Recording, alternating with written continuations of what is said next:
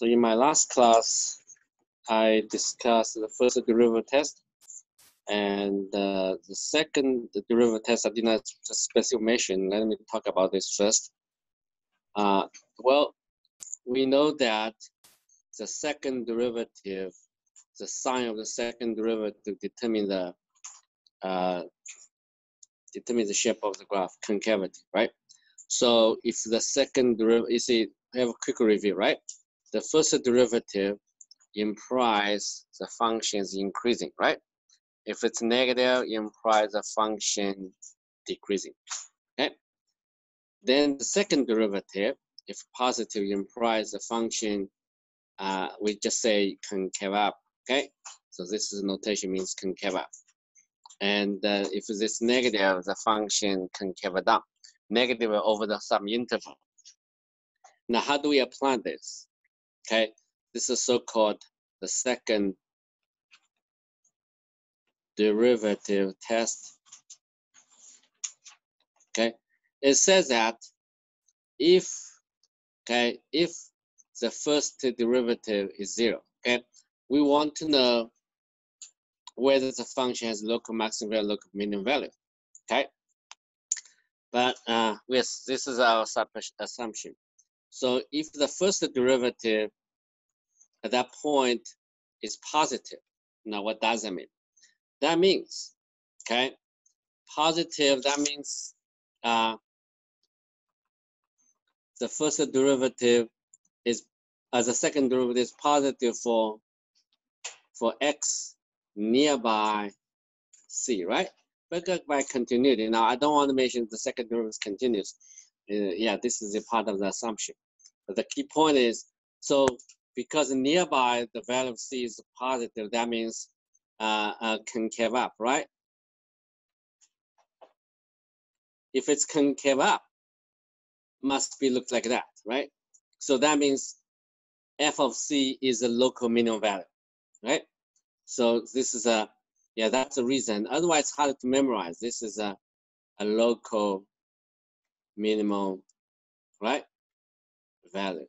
So we can see that, okay?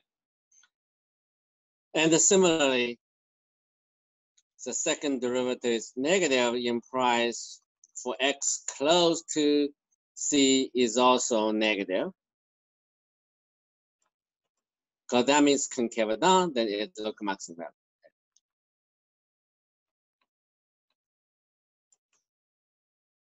Okay, it looks like that. And then clearly the value function is a local maximum value. Now, if you are not sure, sometimes forgot this quick, you can look at this simple function that tells you everything, okay? Because this one, the second derivative is positive, and the graph looks like that, right? So that's, yeah, you can quickly figure it out if you're using this function.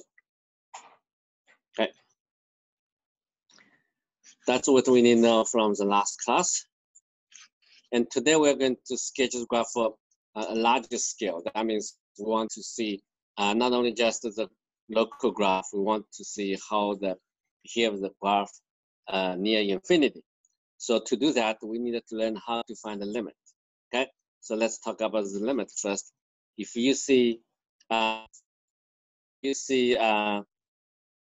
limit, something like that goes to infinity, and here's 1 minus x squared, and here's x cubed plus 3x, and how do you find limit? I think the limit is going to be 0, obvious. Now how to make it more precise? The reason I can tell this is 0 is because if I keep the only in term, you can ignore the rest of them, because when x is sufficient large, only the x squared plays the important role in the numerator. So, but we cannot just say drop all the terms, otherwise I cannot put the equality there. So what I do is I divide the numerator and denominator by x cubed. Okay, so I will get 1 over x cubed minus 1 over x, and 1 plus 3 over x squared. And then clearly it says approaches 0 minus 0, 1 plus 0. The answer is 0. Okay. As x approaches actually plus minus infinity, doesn't matter whether it's positive infinity or negative infinity. Okay, that's the argument. And we also have to be careful about the sign. Okay, square root of x squared is going to be absolute of x. Okay, you know, it's going to be absolute x. It's not just equal to x if x is negative. Okay, be careful about this. If you want to remove the absolute value symbol, you have to make sure this is a positive. Otherwise, you have to put a negative x. Okay, a negative sign in front of that. Okay. Now, if you know this, we can do the following problem. Limit as x approaches negative infinity, x squared plus 1 over x plus 2. How about like that? Okay. I think the limit must be negative. Why? Because when x is sufficient negative, the numerator is always positive, obvious, right?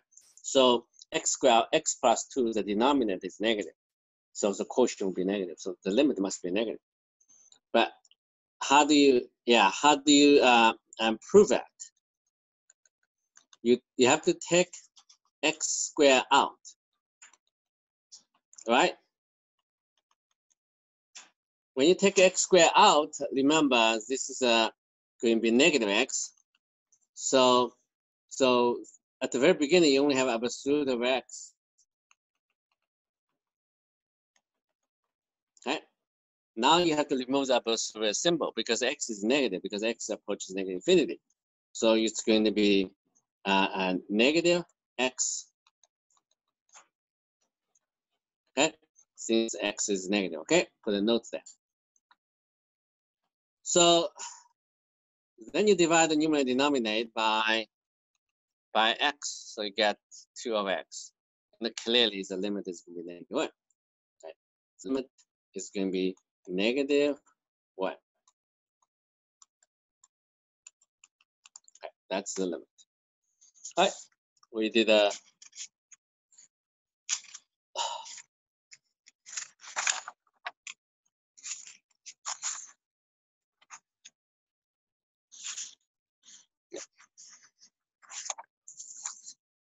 okay, another important technique we should have, we should know is about this.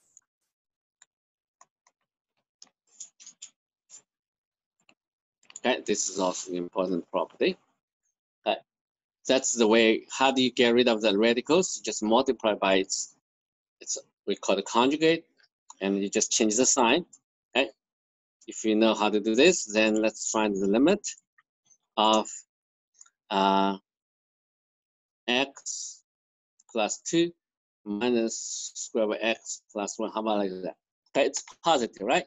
The difference is always positive. The question is whether the gain is approaches a number. Okay. Yeah. So how do you do that? You have to multiply it by its conjugate, and then divide by the same. So that's why you can put the equality. Make sure only when they're equal you can put the equality. Otherwise, don't can put the equality there. Okay, equality means both sides are equal. I know there was one student in my class here.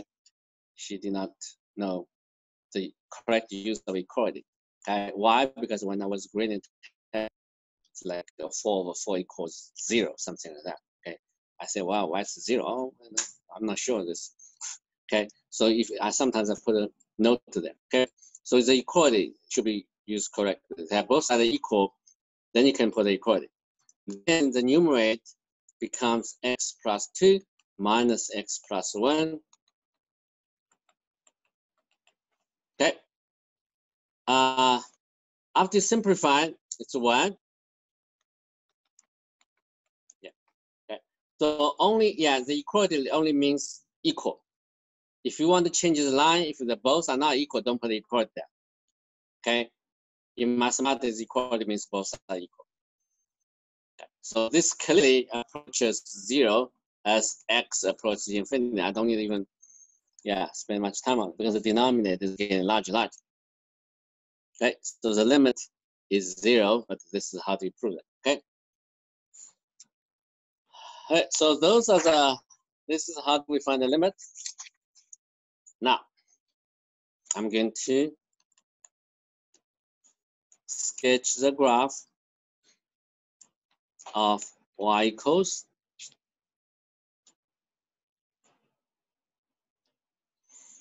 y equals 1 plus x squared, 1 plus 2x squared. How about this? All right, we want to sketch the graph. How do you do that? Can we get some information before you find the derivative? Okay, so let's take a look at this. So I'm going to try to find the limit as x approaches positive, negative, infinity. Okay, I think the limit is going to be 2, obvious. How? You can divide the numerator denominator by 2, by x squared. Okay, so the limit is going to be what? 0 plus 2 over 0 plus 1, which is 2. Okay, so when x is sufficient large, the graph getting close to the horizontal line. So we can draw the graph now. X-axis, y-axis, this is y equals 2, right? But I'm not sure it's above the line or below the line. I can make a quick estimate. So 1 plus 2x squared over 1 plus x squared minus 2. Okay, well, I want to take the difference. If this difference is positive, means the graph is above the axis. If it's otherwise, it's below the axis. So it's going to be 1 plus x squared, 1 plus 2x squared minus 2 minus x squared. I got x squared minus 1. I think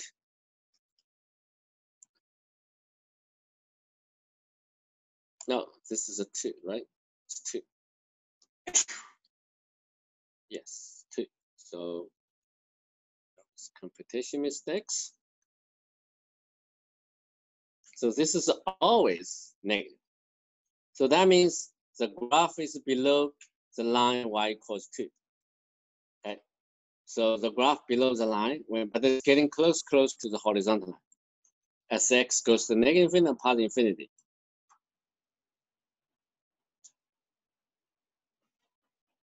And I also know that when x equals 0, y is going to be 1. So this is a point. Maybe this is the absolute minimum point. And the graph is symmetric. Okay? It is always above the axis. This is also, that's the first point, right? We also make a second point and then look at the end. The third point is, and this is always positive. Hence, it's always positive. X is greater than or equal to 1. Yeah, X is greater than 1. Okay, that's obvious. Okay, because the numerator is larger than the denominator. Yeah, so that means, so the graph, I already sketched the graph here. So that's a graph, right? And I can tell, I'm pretty sure, yeah, this is a graph and greater than or equal to 1. When x equals 0, it's going to be 1. So this implies f of 0, which is 1, is the absolute minimal value, okay, of the function. I even don't need to find a derivative. That's all I can get. So I already get a picture. Okay. So what is my function? My function is f of x, right? Yeah. So this is the f of x. Let's call it f of x. All right. So we are almost done. We get gradual, but we need more information. Look at that. I'm pretty sure when x is greater than 0, the graph is increasing. But how about the concavity, right? It's a symmetric above y-axis. The reason is f negative x equals f of x. So the graph is symmetric about the y-axis. So if you can draw the graph on the one side, you can get the graph on the other side. All right. So far, I haven't found the derivative yet. But when I look at the graph, I think the concavity must change somewhere. Concave down, right? Concave up. This is concave down, right? Otherwise, it will go through the horizontal line. So somewhere there is a pair of inflection points. To find that, you just find the second derivative. I'm pretty sure the second derivative here is negative. I'm pretty sure here is negative. Here's the second derivative is positive. Before I find the derivative, I'll know the possible solutions. Okay, all I have to do is find the derivative where it's positive, where it's zero, second derivative, to determine the inflection point. Okay, so we find the derivative, and now we have to find the second derivative. Okay, to find f prime x. I'm going to look at. Okay, so what is the function? It's going to be 4x 1 plus x squared minus 1 plus 2x squared and 2x. Okay, let's compute it. Simplified, then you will be surprised. The numerator, 4x minus 2x is actually only 2x left. Okay, this matches what we find out, where it's positive, where it's negative. Okay, so this is clearly could be positive, could be negative, depends on the sign of x. Okay, so f prime x positive if x is greater than 0, negative if x is negative. Okay, so that's why the graph goes increasing on the right hand side, decreasing on the left hand side. Okay.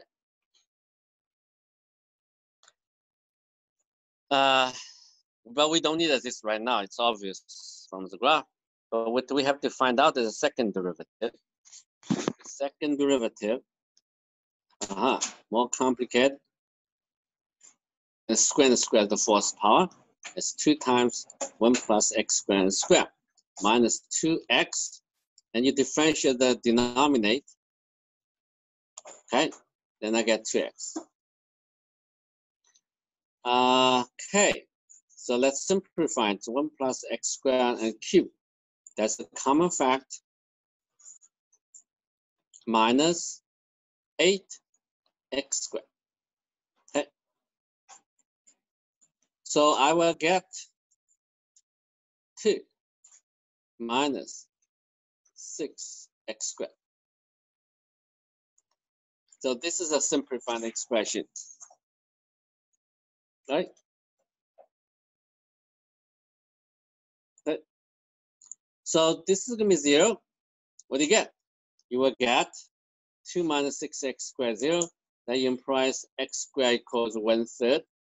And that implies x should be plus minus square 1/3.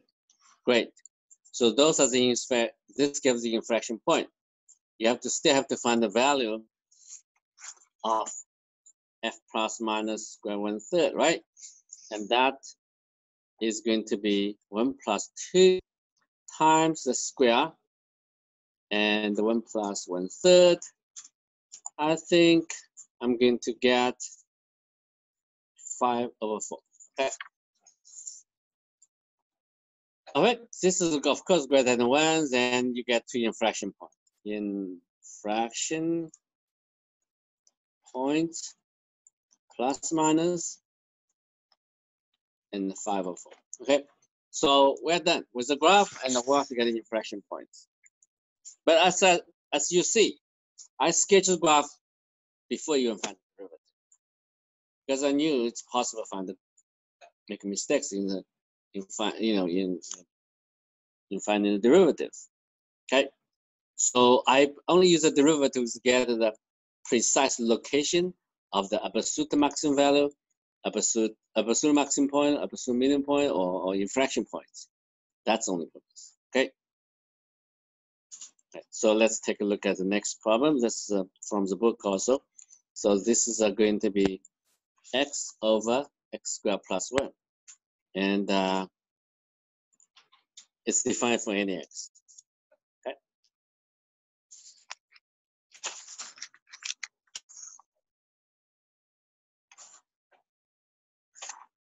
All right. Before, yeah, what we should do?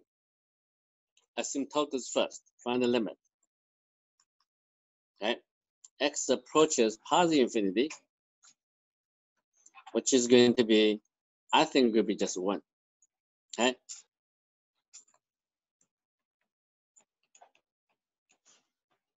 Why? Because you can take x out. You will get 1 square 1 plus 1 of x squared. So the limit is 1.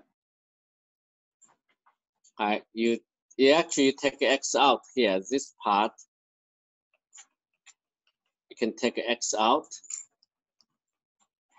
All right. This is true only for x positive. Okay. Otherwise, it's going to be negative. All right. We also have, if x is negative, then you get absolute x, which is negative x. If x is negative, okay? So this one gives you the limit as x approaches negative infinity. And that is going to be what? It's going to be a limit as x approaching negative, it's negative. That's why it's going to be negative 1. All right. So the function, is actually between negative and positive 1. Yes, the function actually is between negative 1 and the positive 1. It's always less than or equal to 1. So that's why the graph, now we can draw the graph.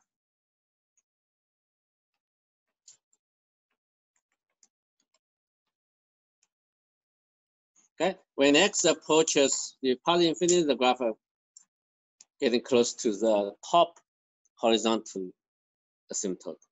When x approaches negative infinity, then f of x approaches negative 1. So that's why I can, when x equals 0, it passes the origin.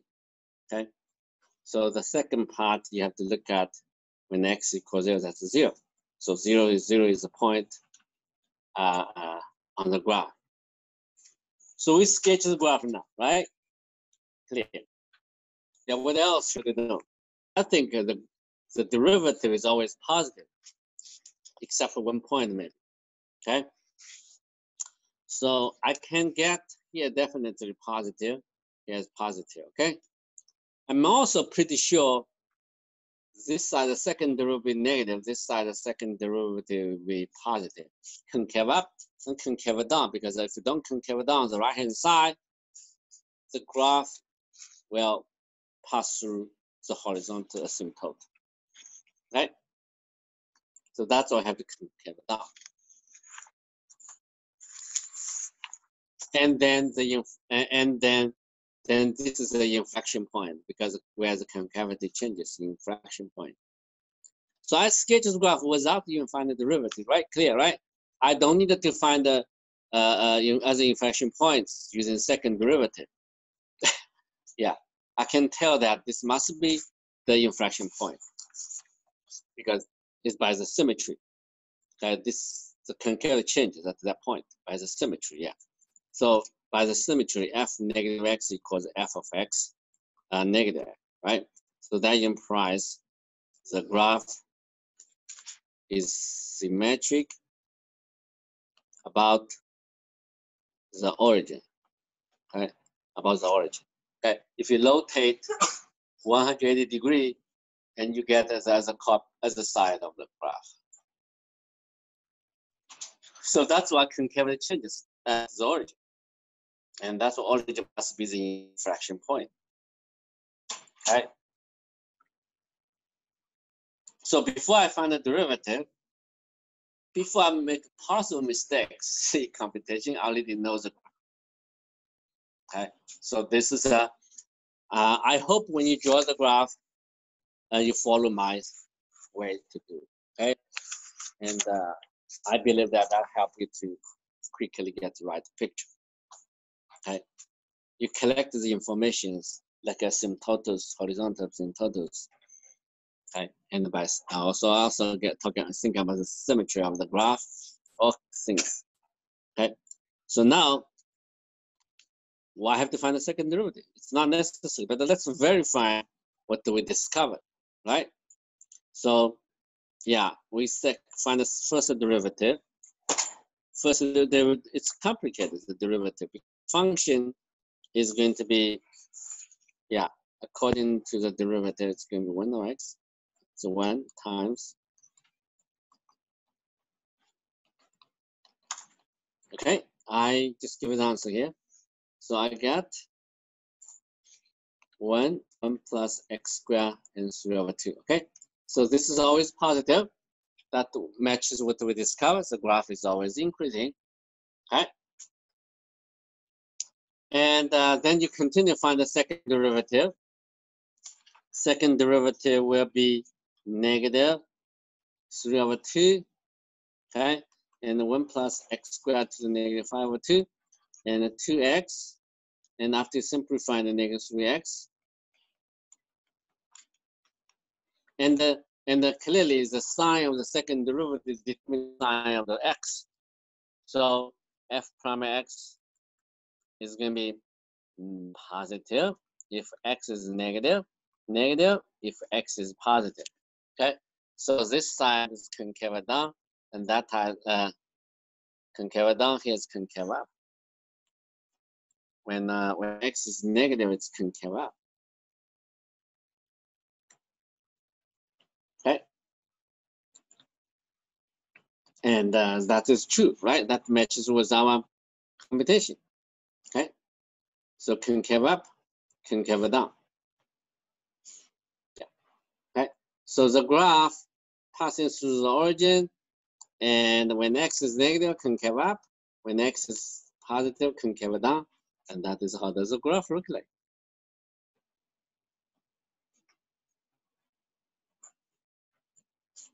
And when x approaches infinity, you have to look at whether there is a horizontal asymptotes.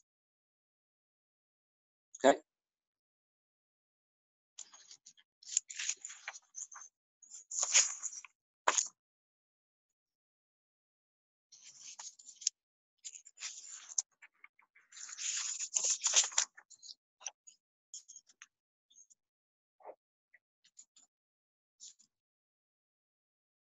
Yeah, let's go back to this problem.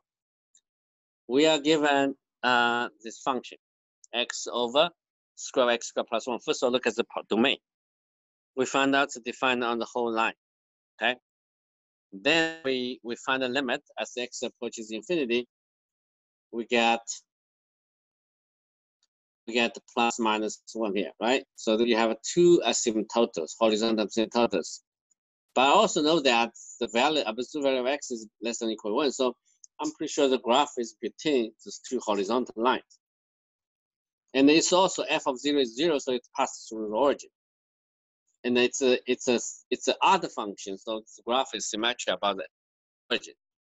Okay. Then I sketch the graph without even finding derivatives. So you have to learn how to sketch graph without finding derivatives. Okay. So don't just begin with the derivatives. Then based on possibly wrong data because you make mistakes in computation and trying to sketch the graph, then the graph is completely wrong. Okay. So you have to sketch the graph first in some get based on the limited information, and then that helps even correct the computation mistakes in finding the derivative. So my next problem is I'm going to modify the function a little bit, just x squared instead of x. Okay, this is an even function. It's total different function. Okay, but you have to look at the limit.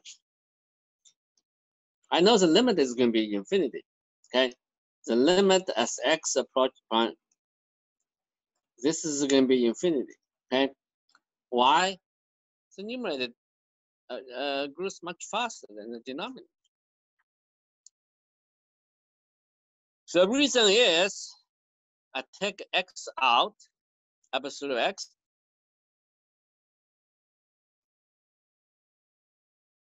Okay, this is going to be square.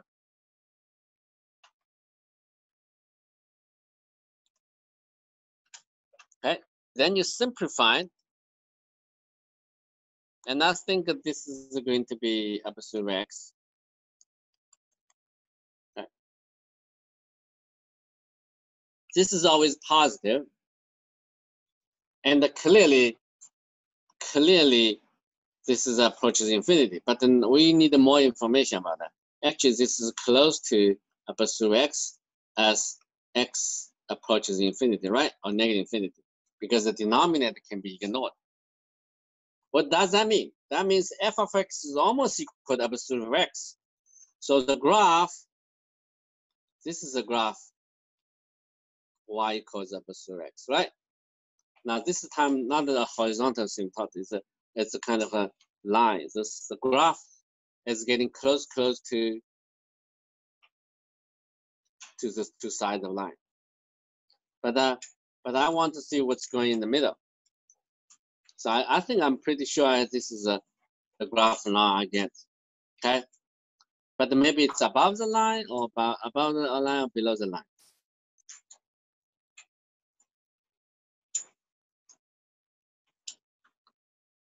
All right. So when x is sufficient large, f of x is almost equal to the absolute value of x. And I think by simple observation, the function is, the value of the function is always smaller than absolute of x. Because this is going to be like that, right?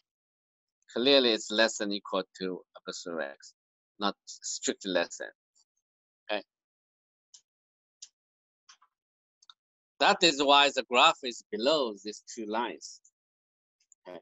This indicates the graph is below the line y absolute x. Okay.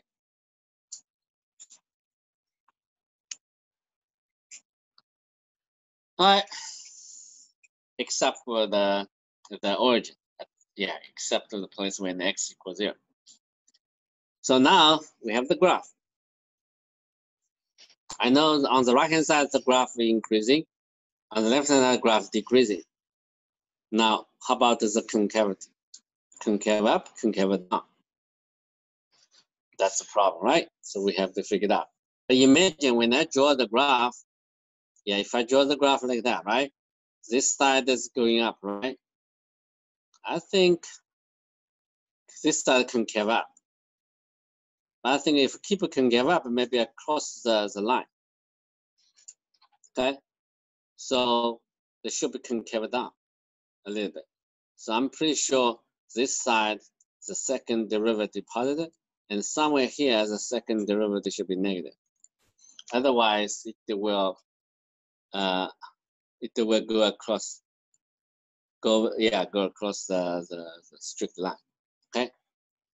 So the second derivative should negative. So there's an inflection point we have to find out. Okay, let's find out the inflection point. F of x, go back to this original formula. Okay, I'm going to find the second derivative. First of all, I have to find the first derivative. This is complicated. The first derivative. The first derivative, I have to be patient. Okay, that's the square of the denominator. 2x minus x squared. That's the derivative. Okay. Then I move the term to the denominator. Then I get 2x, 1 plus x squared minus x cubed.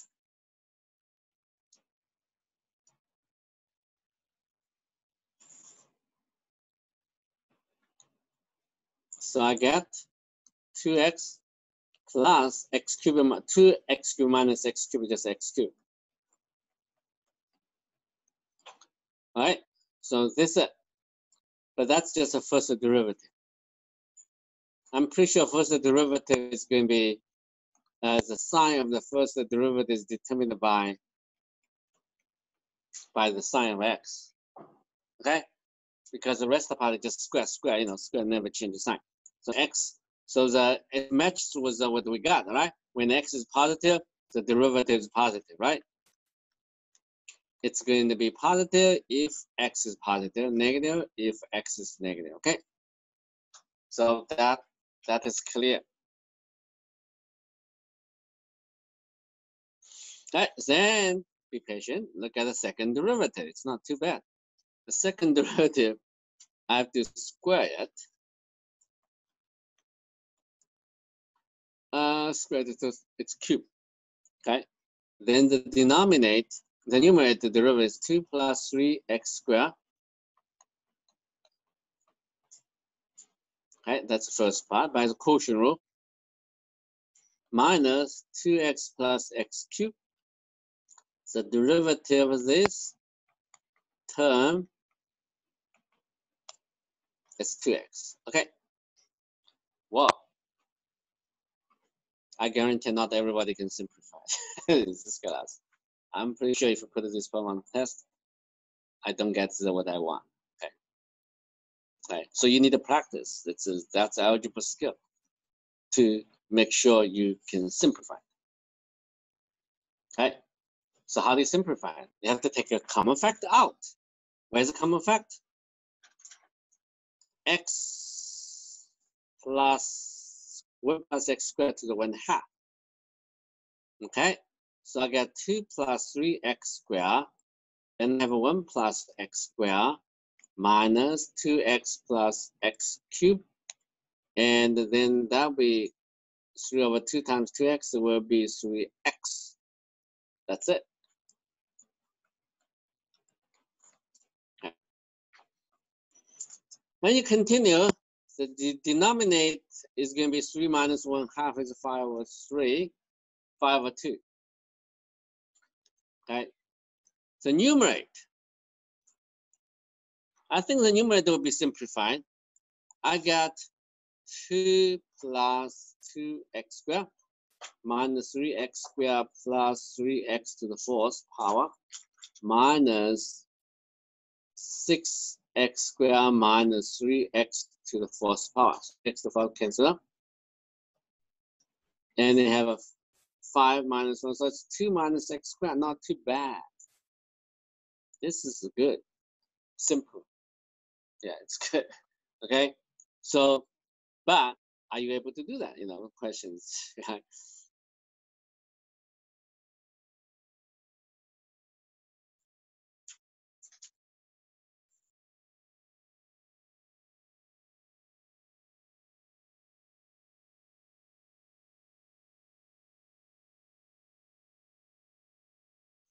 So I got the email now from just this afternoon before the class that one of the father's daughter. Okay, he sent me he's worried about his daughter's math in high school in the 9th grade, and not sure he's good in algebra or not. I sent this problem to him, ask her to simplify this expression. Okay, if she's able to simplify, she is okay with the algebra. This portion of the algebra.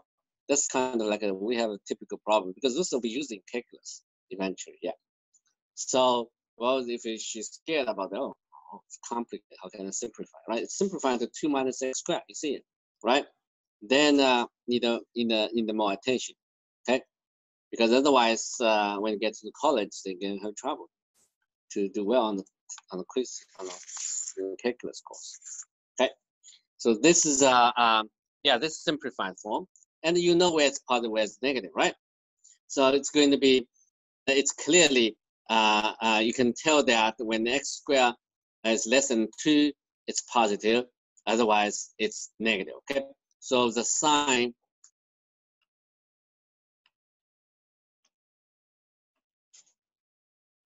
Yeah, the sign.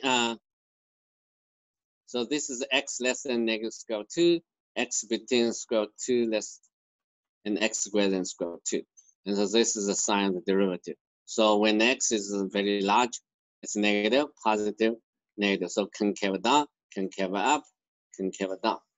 Okay, but if you go back to the picture, what's going on? I forgot there's a graph in it. I have very short memory. Okay, it's here. Okay, it's here. Yeah.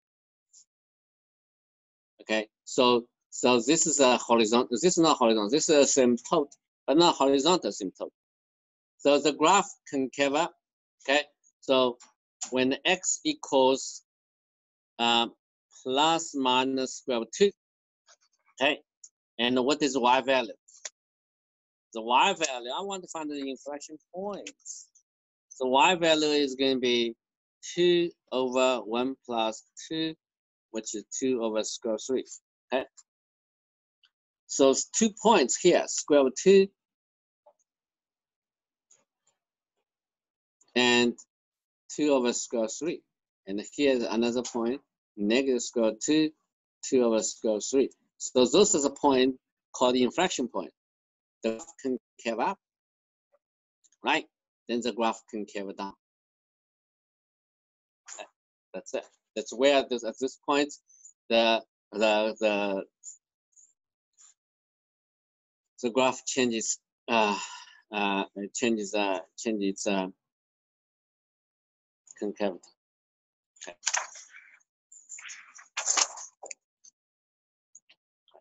Now those are about vertical asymptote, horizontal asymptote. They're also vertical asymptote. Let's look at the case. The first case is 1 over x squared. That's the easiest one, right?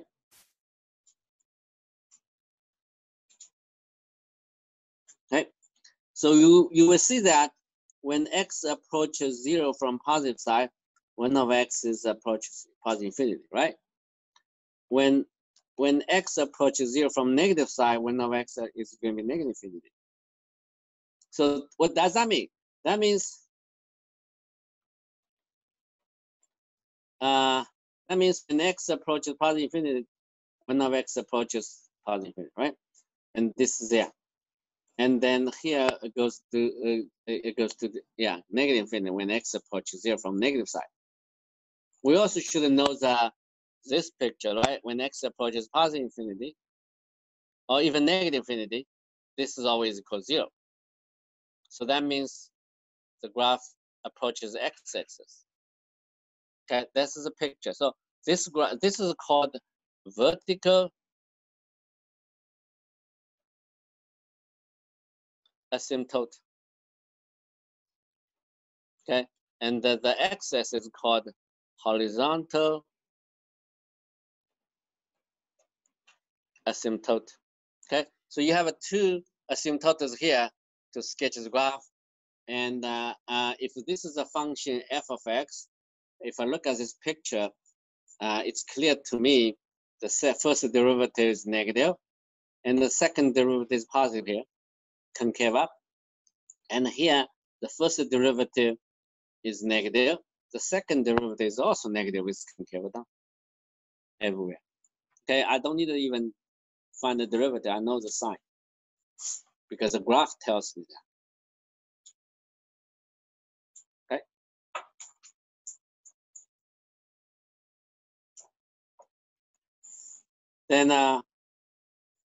Then how about this function?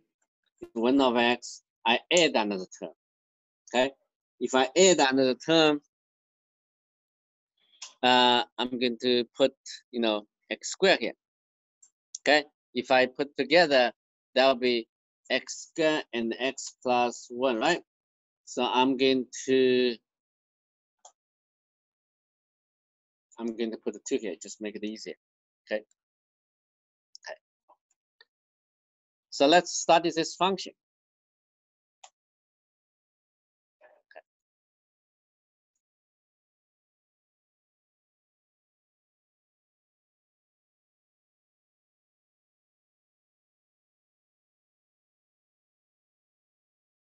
Okay. First of all, let's take a look at the limit as x approaches positive infinity, negative infinity. I'm pretty sure this is going to be 0, right? Obvious. Every time 1 over x squared approaches 0. So that gives you horizontal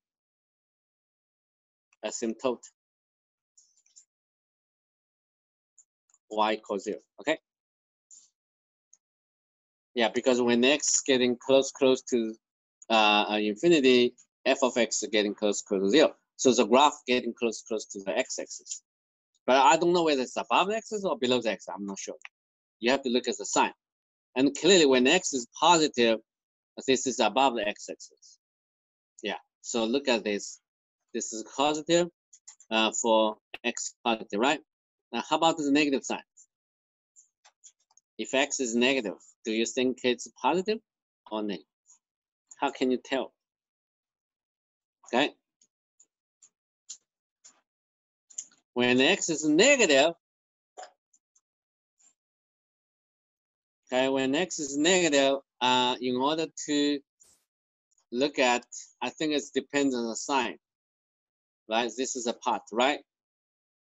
Yeah, when x is very negative, then it's negative. So f of x is going to be negative for x less than negative 1/2. Okay, so in other words, I change this to 1/2, negative 1/2. Okay, because the sign is determined by the numerator, not by x.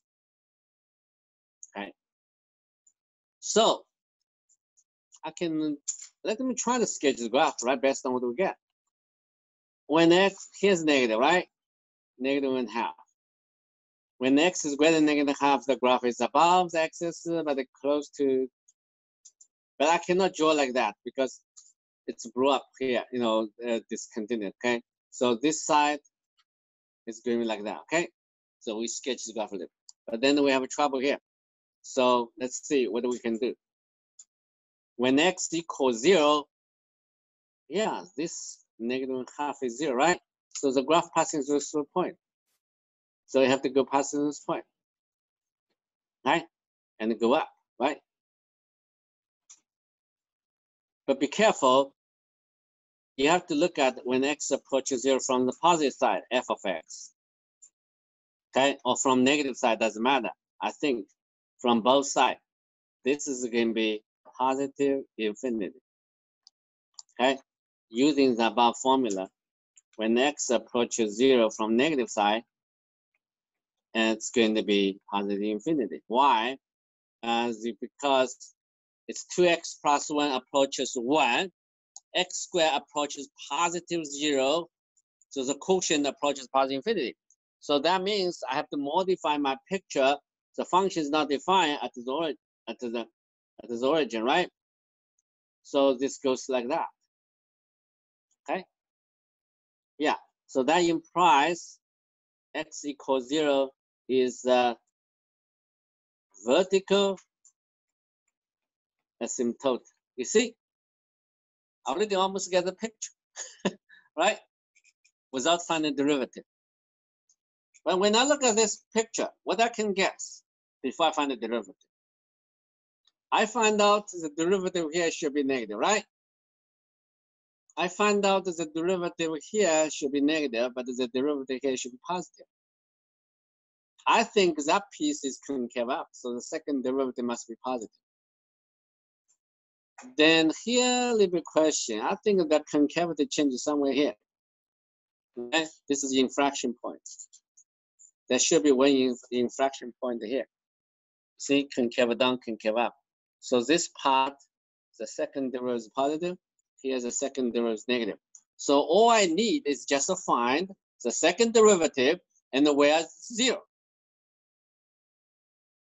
That's all I needed to do. From the graph, I just needed to find the exact location of the inflection point. Okay. So find the second derivative. Where's the function? Yeah, function is here. All right. So the function is going to be x to the negative 1. I'm not using fractions. I use the sum of the. Okay. It's twice. So derivative negative 2x to negative 2 minus x. Okay. Do you think this is going to be the sign changes? I think the sign changes several places. I think there's, we also have to know the exact location of the absolute minimum value. Okay, there's the lowest point on the graph. That's called absolute minimum point. So the derivative changes signs. You see, negative, positive, negative. So let's look at this. It's going to be negative 2 over x squared, negative 2 over x cubed. I'm going to combine them. I get 2 put here, x plus 1. Okay? Yeah.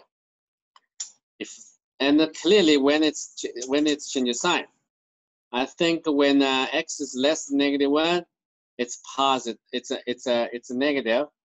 When x is greater than 1, it's positive. See, look at this sign. You have a 3. Yeah, this is a first derivative. This is x.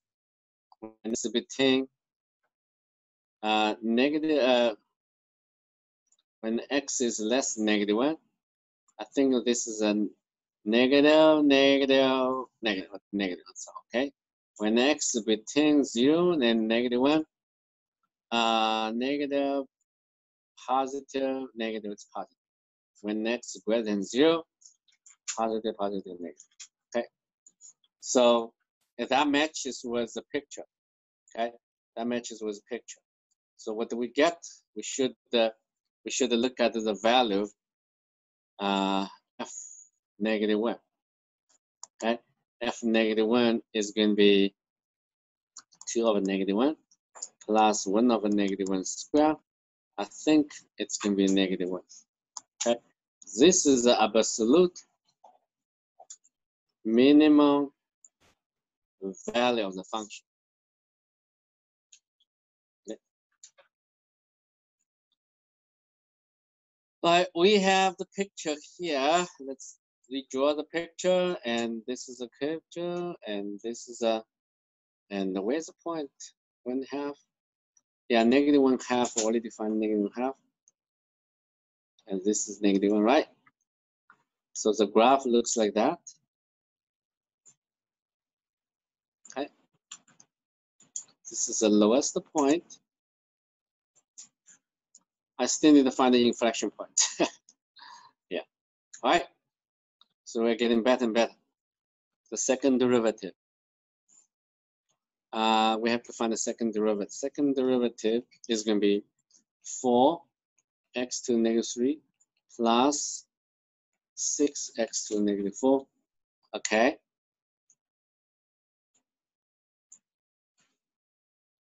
Yes.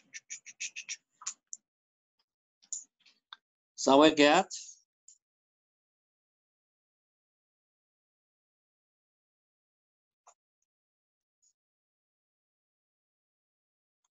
okay. Now when does it change sign?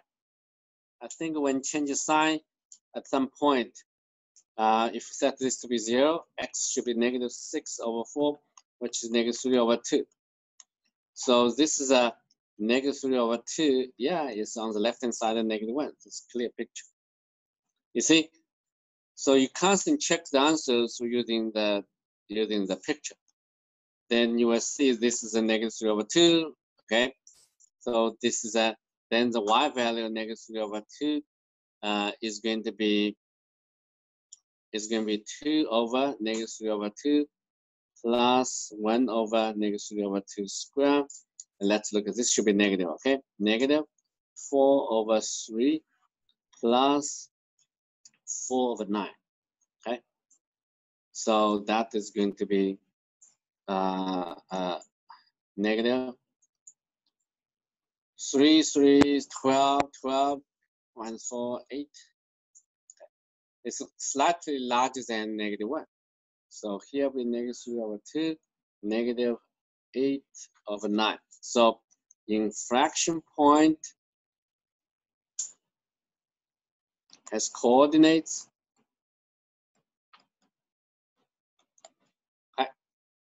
I use the derivatives only to find the exact location of those special points. Okay. I know the graph already, so if my computation is wrong, I can tell immediately. Okay. If I make a mistake like x is not going to be negative 3 over 2, x is going to be a positive 3/2, and it's clearly it's impossible. You know, because the positive 3/2 at that point, the graph does not change the concavity. Okay, so that's yeah. I hope when you're doing homework, I repeat again. How do you prepare for how do you study this chapter? Yeah, you look at my examples first, discuss in the class, and reproduce them by yourself. You try to sketch the graph without finding derivatives. Then use the derivatives to determine the exact location of the special points.